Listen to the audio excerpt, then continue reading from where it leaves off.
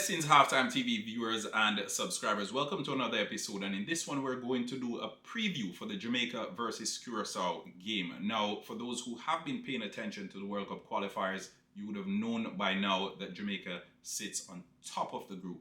Now, quite frankly, if Jamaica finishes in this spot, it means it's an automatic place in the 2026 World Cup. As for second place, they will have to battle it out in the playoffs. But back to Jamaica versus Curaçao. As things stand, Jamaica is first, Curaçao is second. So this, quite frankly, is the top of the table clash. The other teams in the group that we're talking about are Trinidad and Tobago and Bermuda. Now, Jamaica has already played Trinidad and Tobago and Bermuda, and Jamaica has won both of those games in the first leg.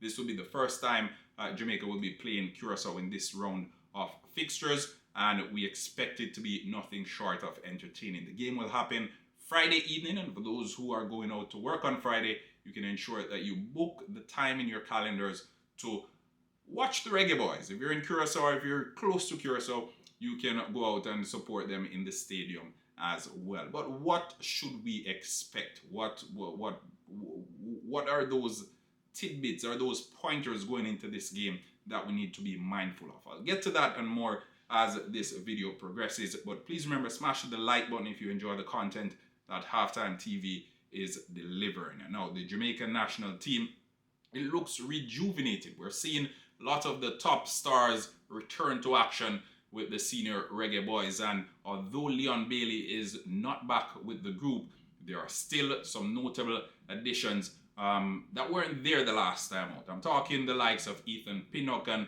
Bobby D. Cordova-Reid.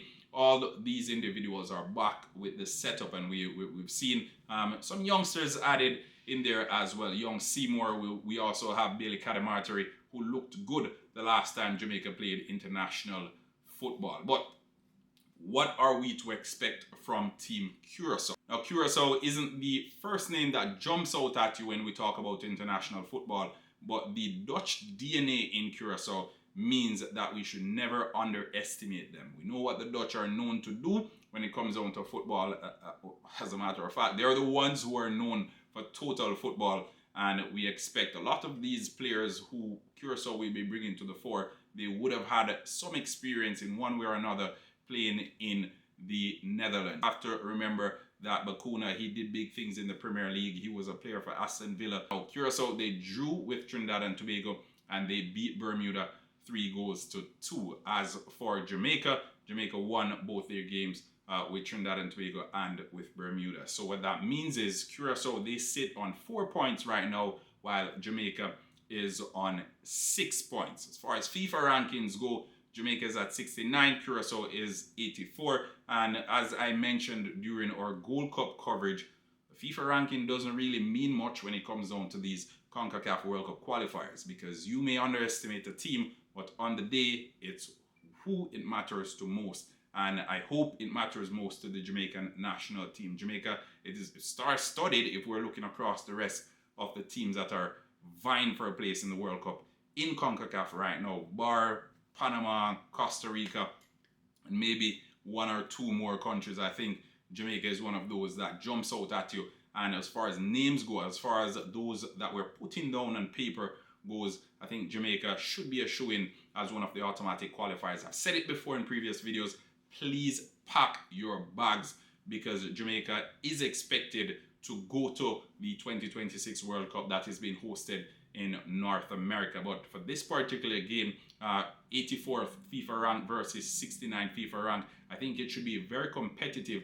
We should see a good brand of football on show. Dick Advocaat, the Dutch manager, spent some time in the English Premier League as well, and he did big things in the English Premier League. I expect him to come out with all his wits and all his tactics to ensure that he gets one up on the Jamaican national team. Steve McLaren, there are a lot of folks who haven't really bought into what he's trying to do with the national team or gotten on board with his ideas as yet, but I think as the games go by, it may not be the most visually appealing brand of football, but I think as the results continue to come in, there'll be less talk about the football that's being played and more talk about the results. And again, like I think Steve McLaren got the team in a good place. When he got the team, they were in a good place. And as such, the rebuilding and all of that, he didn't have to go through all of that. He basically got a ready-made team, and it was only for him now to leave his mark on it and to make a few tweaks here and there and get it right. And quite frankly, so far, it hasn't looked too bad. I know the Gold Cup was atrocious and it was a disaster, and that's me putting it mildly. But I think since then, and since these World Cup qualifiers have begun, he has been doing the job. But Jamaica versus Curaçao, it promises to be a very entertaining encounter. Curaçao, as I said, the Dutch DNA, the Jamaican national team, studied with English-based players who've had experience in England at some point or another, and we will be seeing them lacing up their boots and representing the Jamaican national team. Jamaica 4-0 against Bermuda, 2-0 against Trinidad and Tobago. They've played 2 games in the World Cup qualifiers so far. They've scored 6 goals and they've had 0 goals conceded against them. So 2 clean sheets, which is good. Andre Blake, he's back in the setup now. We expect him to walk straight into the starting lineup. And remember, last time out, he was injured. He wasn't able to compete for the national team. So those 2 clean sheets for Jamali Waite, they would have done his confidence the world of good. But as I said, we expect Andre Blake to walk right back in. As far as Curaçao's last few fixtures go, they beat Bermuda. They had a draw against Trinidad and Tobago, and before that it was the Gold Cup where they lost against Honduras. So since the Gold Cup, both Jamaica and Curaçao, they've had good results. Yeah, they've had good enough results. And in these World Cup qualifiers so far, I will say both of these teams will be looking to win this game. It's a game that Jamaica can afford to draw because, again, they have a game at the National Stadium a few days after Friday. So, again, drawing this one, winning the next game at the National Stadium, not a bad turnaround. But football fans, as coaches, as players, they want to win every single game. And this one will be no different. Even though it's being played in Curaçao, it will be no different. The Jamaican national team will be going out there and they'll be looking to capture all 3 points. But I've said enough on this, and now I'm going to turn it over to you, the Halftime TV viewers and subscribers, to hear what your thoughts are. And also, I want to hear what your predictions are.